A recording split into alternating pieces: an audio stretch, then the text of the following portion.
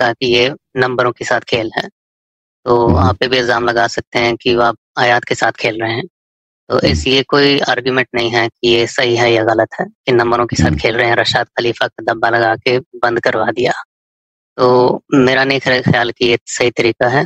اس کی بعد میں نے ایک ویڈیو بنائی ہے یوٹیوب میں، اور میں چیٹ میں یہاں پہ شیئر بھی کر دوں گا، اور آپ کی آپریٹر سے میں نے شیئر کر لی ہے تفصیل سے. اگر آپ دیکھ، ہاں ٹھیک ہے، اسکرین شیئرنگ بھی کر سکتے ہیں، اور اگر آپ کو تفصیل سے دیکھنا ہے تو دیکھ لیجئے. اس میں ڈیٹیل میں نے ساری چیزیں پیش کی. بتائیں نا بھائی صاحب، بتائیں آپ کا کیا آرگومنٹ کیا ہے آپ کا؟ تو بیسکلی آرگیومنٹ یہ ہے کہ آئی ٹی میں آپ کا فرقہ کیا کانسیپٹ، آپ کو فرقہ کیا آپ کا؟ میں مسلک سے تعلق فرقے کو فالو نہیں کرتا ہوں.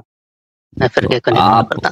پہلے میں سنی تھا، اب گیا سنیت میں نے چھوڑ دی، اور پھر میں نے شیعہ کی طرف اس آرگیومنٹس.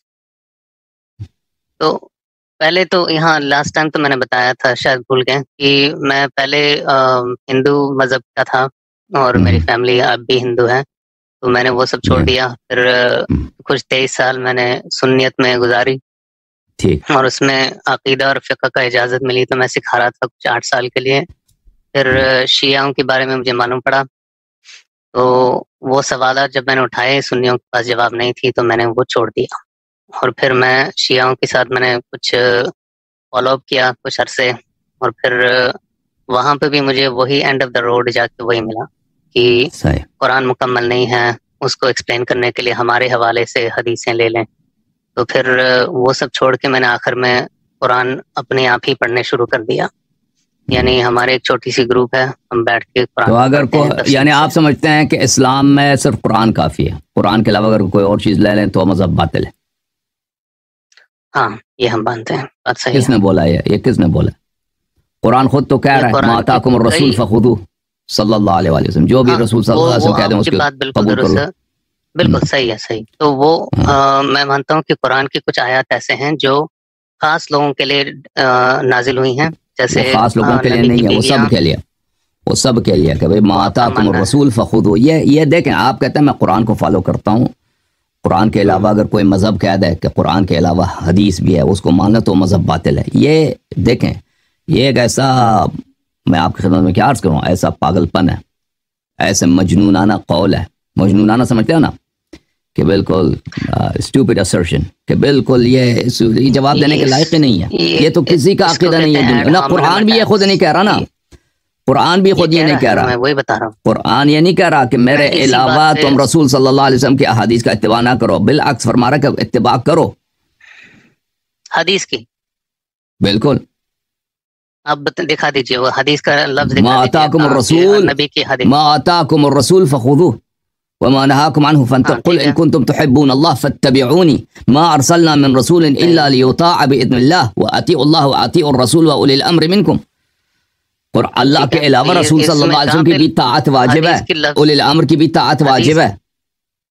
حدیث کے لفظ کہاں نکالا آپ نے وہاں پہ؟ جب آپ دیکھیں، جب آپ کہتے ہیں کہ رسول صلی اللہ علیہ وسلم کی اطاعت واجب ہے، یعنی وہ جو کہیں گے وہ واجب ہو جائے گا نا. جب کہیں گے کہ رسول صلی اللہ علیہ وسلم کی اتباع واجب ہے، یعنی جو ان کا عمل ہوگا انہی جیسا عمل آپ کو کرنا پڑے گا.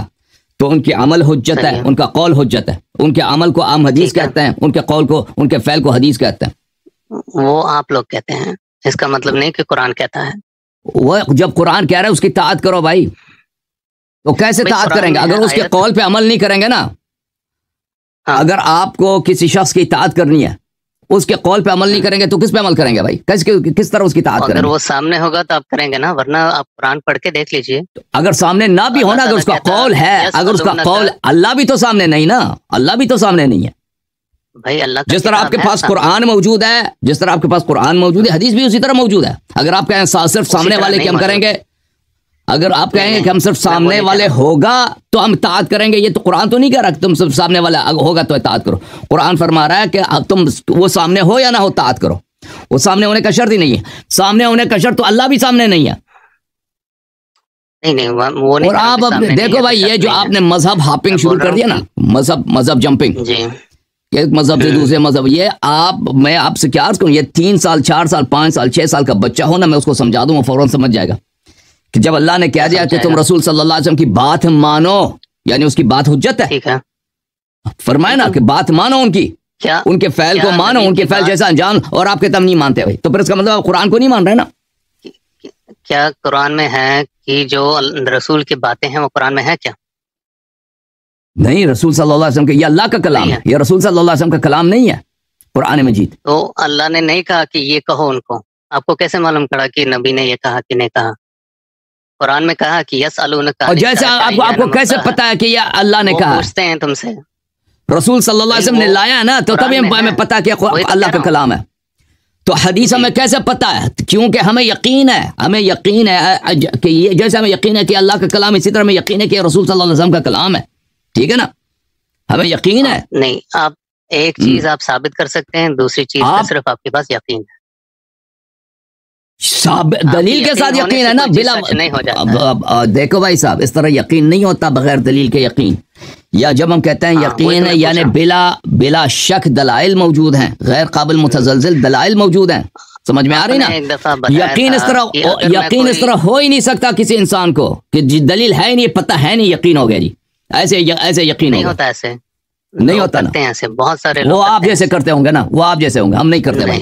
ہم بغیر دلیل کے کسی بات کو نہیں مانتے بھائی, ہم بغیر دلیل کے. وہ آپ ہوں گے. میں آپ سے آپ کی دلیل پوچھ رہا ہوں, میرے بات کے بیچ میں نہ بولیں پلیز, ایک دوسرے کی بات کو نہ کاٹیں پلیز. ٹھیک ہے نا, وہ آپ کرتے ہوں گے نا, آپ بار بار کاٹ رہے ہیں.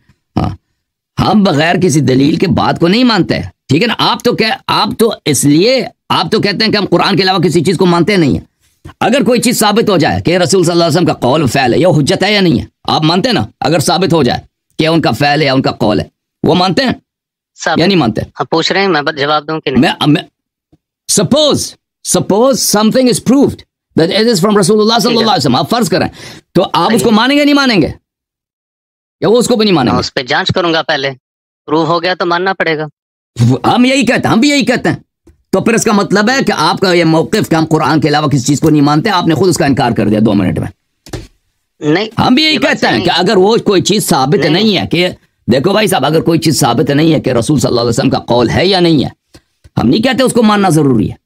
ہم تو یہی کہتے ہیں کہ اگر کوئی چیز ثابت ہو جائے کہ وہ رسول اللہ صلی اللہ علیہ وسلم کا قول ہے, ائمہ طاہرین علیہ السلام کے اقوال ہیں, اس کو ماننا واجب ہے. ٹھیک ہے نا. آپ کا موقف جو شروع میں آپ نے بتایا نا, وہ تو اس سے آپ پلٹ گئے نا. وہ تو ایک بالکل پاگل انسان کا موقف ہے کہ بالکل اس سے بات کرنا ہی بیکار ہے, کہ کہتا ہے ہم قرآن کے علاوہ کسی چیز کو مانتے ہی نہیں جی. حالانکہ قرآن خود کہتا ہے کہ رسول صلی اللہ علیہ وسلم کو اتباع کرو, فالو کرو, اور آپ کہہ رہے تھے سامنے ہوگا تو اتباع کریں گے. اس سے پھر اپنے آپ کو کانٹرڈکٹ کر دیا ہے, آپ نے آپ کو ابھی کانٹرڈکٹ کر دیا ہے.